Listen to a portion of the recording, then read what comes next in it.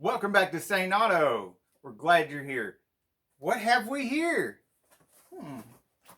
Let's see. Oh, that doesn't look right.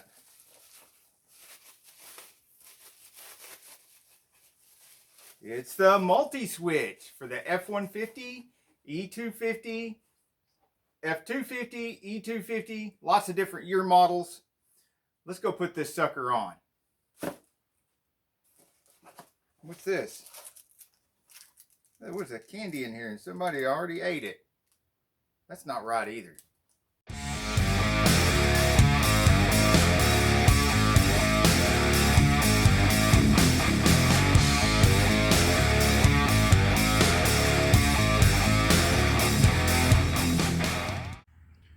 Okay, to get started, first you're going to need some coffee, some supplies to make your peanut butter and honey sandwiches, and a 7mm, an 8mm, and a screwdriver.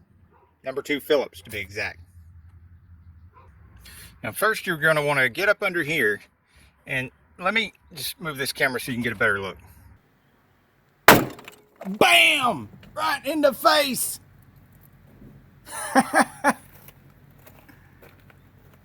Gotcha. Now for real, here's the first thing you do is take the 8mm and disconnect the battery. There we go. Now these Phillips screws that are under here on your vehicle might be a T20. So if you reach up under here with a Phillips and they won't come loose, then try a T20 Torx bit screwdriver. A regular Torx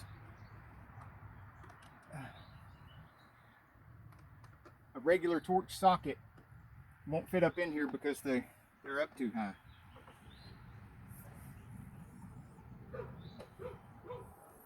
And there's 3 of them.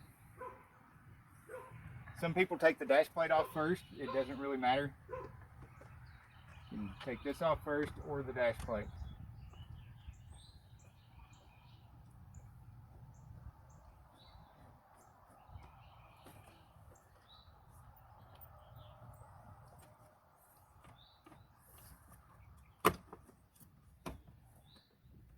And then unscrew this.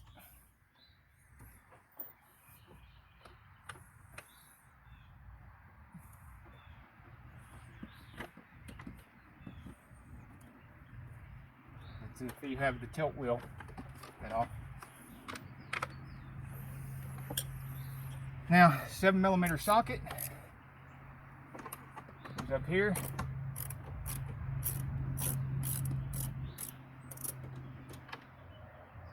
See the little 7mm. Oh, and I chalked the wheels just in case I have to pull it out of park, because sometimes when you're working with these, you've got to pull the shift lever out of park, and you don't want to pull the shift lever out of park with the wheels not chalked. You're definitely going to have to turn the key on a little bit because you got to reach under here and push. Yeah, I'm going to have to get a pick, or a pocket screwdriver will work. Stick it up under that tab and pull the ignition tumbler out. Well, oh, there we go. See, there's a little hole under there, and you're reaching under there, pushing this little release right here. You're pushing that up and hold it, and then wiggle and pull and wiggle and pull until you get this out. You can see it's quite corroded. So we're going to do what we always do when we put things together. We're going to take some anti-seize to that. We're going to clean this up, put some anti-seize on it, and then the next person won't have this corrosion problem. Because sometimes you get lucky and you can sneak these out and take it out of gear. Remember, the wheels are chalked. Don't take these out of gear without the wheels being chalked. And wiggle this. Try neutral. Yes, look at that. Did not have to take the dash cover off. We were able to get it out. It's a little flexible. Oh, look at that nastiness. Now, some people say smoking's not all that nasty a habit, but look at that. Tell me that's not nasty. That is cigarette ash from smoking. It's all down in that switch, all over that switch, all down in the column. Yeah, what a mess. It's like we're gonna end up using that T20 after all.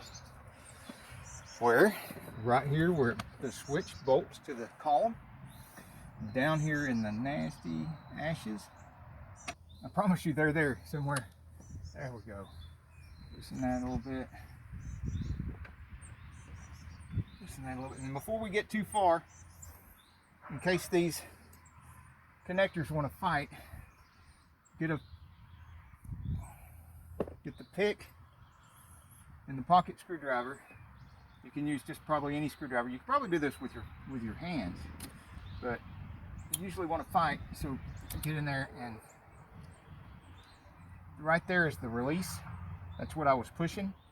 See that release right there? I was pushing that, and while pushing that, wiggling it back and forth, and got the connector out. There's another connector right here. Push on that, get in between the switch and this little bit of a lip right here on the connector.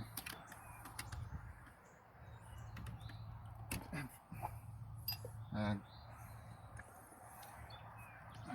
gonna have to get my hands in here. Really pry on that.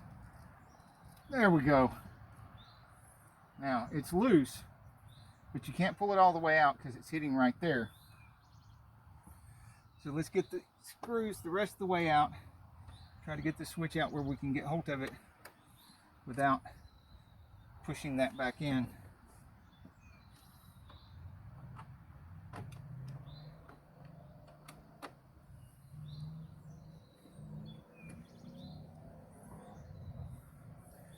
Try not to get your Torx bits mixed up with your Phillips head screws. And we don't want to move this too much because we don't want to dump all these ashes everywhere. Uh-oh, third connector. We're going to have ash go everywhere now. Oh, okay. Sorry, I stand corrected. 3 connectors right here. Same release clips on these 2. Oh God, look at that nasty stuff. A handful of nasty ashes. Let's just get the screw out of here. Oh, look at it go everywhere. And toss that really far away. Okay, I'm gonna have to get a shop vac or something and do something about that before we proceed. Little anti-seize on your switch. Set that aside. Just like all my other videos, same anti-seize, the Permatex anti-seize lube, item number 80078. There's a link in the description to everything I use in the description of the video. Now, let's get this rude looking thing out of here and rip the condom off of it. Isn't that special? Oh, we need dielectric grease. Okay, now I don't have any affinity for particularly Permatex, but it is a good dielectric grease. And there's plenty of other brand dielectric grease you can use for this kind of stuff, just as long as you put something, you know, reputable on these connections, because it helps keep moisture from getting in here, and it sure does make it easier on the next guy when he tries to take these connections apart. And don't be stingy with it. I mean, you don't have to just really gob it on there, but no need in being stingy. It's not that expensive. It's like the anti-seize. It's really cheap. Might as well use it. And you yourself might be the next guy. So just, and see, when you go to push your connectors in there, they go in there so easy now.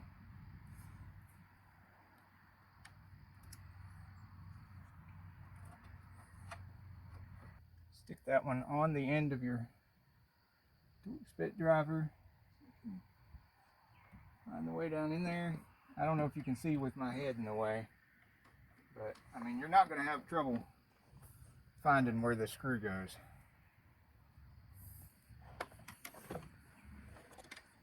Oops. And one more in the very bottom down here. You can, even if you can't see it on the camera, when you go to put that screw in, you're going to see where it goes. They're easy to see where they go. All right.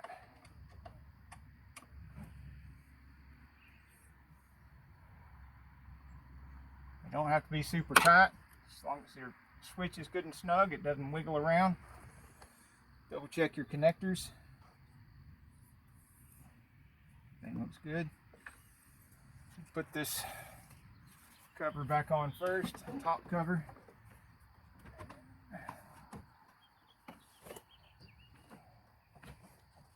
If you got lucky like I did, you don't have to do the dash cover.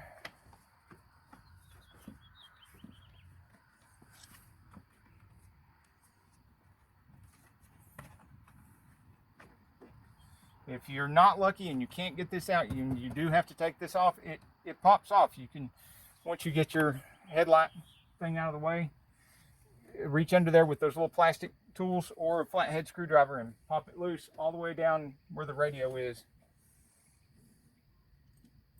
The whole thing out of here. Time for the key, and we've put some anti-seize on it.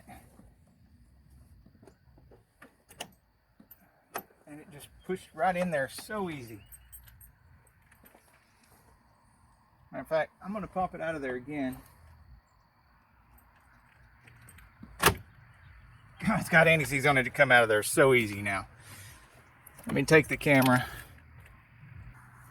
Okay, now it's going to make a liar out of me. I'm going to try to show y'all how easy it is to get this to go in.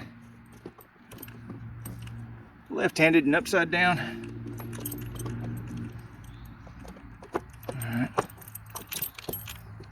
Now, I did this the other day with something. Oh, just easy as pie. I did that the other day with something and I pulled it back out to show on camera how easy it was. And I like to never got it back in. It took me like 30 minutes for something that just went in there in 2 seconds. And you can use several different techniques, but I like to get one screw up in there and the screwdriver ready.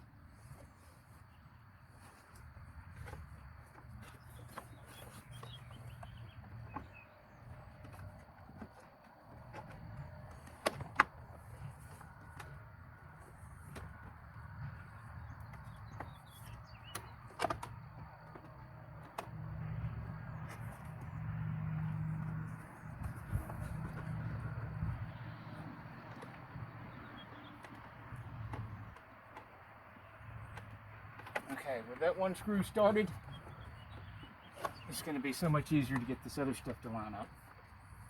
I say it is. At some point, this thing is going to make a liar out of me. That's right there. This needs to come down and meet it. There we go. No, that didn't go in the corner, right? Now, dun dun dun. And get the other two screws started. I did not tighten that other screw all the way because you never want to tighten a screw or a bolt in a set all the way down until you've got all of the screws and bolts in that set started really good. Then you can go back and start tightening things. Oh, and y'all missed this when I was cleaning up and blowing stuff out of the dash. There's that nasty thing. It looks like a TALOK, whatever that is. That's how you spell nasty, I guess.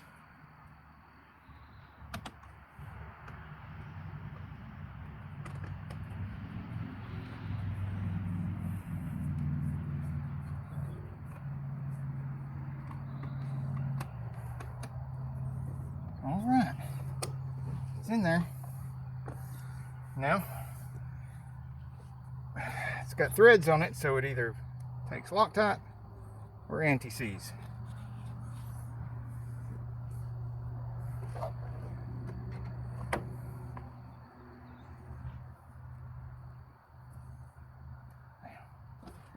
Look at that.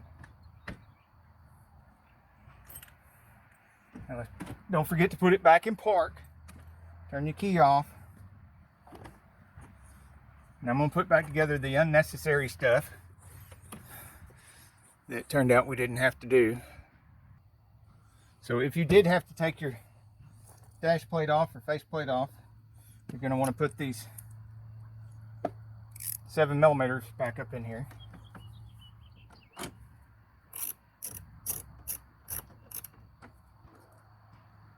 There may only be 2 of them, but it's still part of a set, so get them both started before tightening them all the way.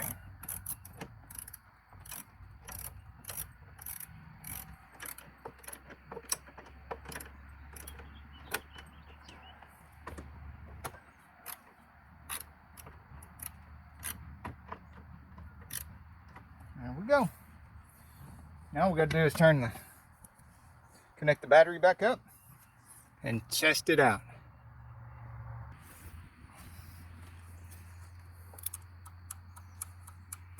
I hope the alarm's not going to go off.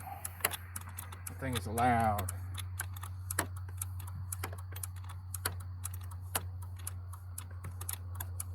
And I left the key over there in the ignition, so not much I'm going to be able to do about it until we get over there. Okay, with the key on, the right indicator works, the left indicator works. Now let's leave it on left and go look. Left blinker is blinking. Left front is blinking. Change to right and we'll go check the right ones. Right rear is blinking. Right front is blinking. Now we messed with the headlight switch, so let's make sure the headlights still work. Yes, headlights work. And that was already on high beam, so let's see if low beams work. Yes, they do. Now let's see if the wipers work.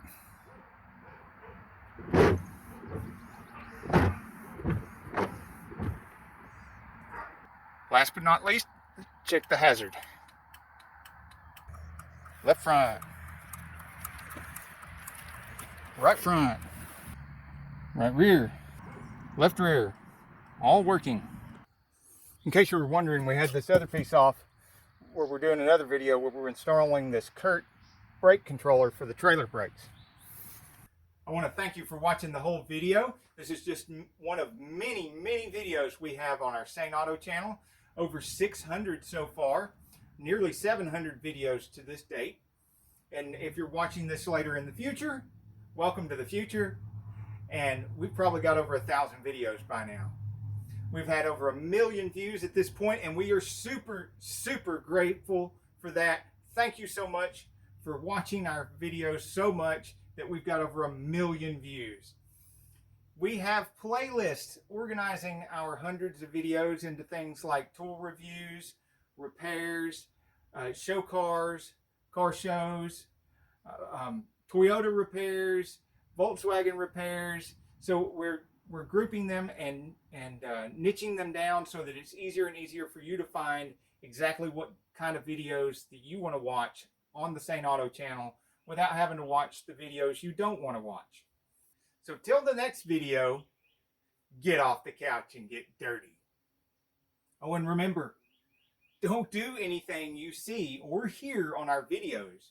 You could end up burnt, bruised, or bleeding, just like me.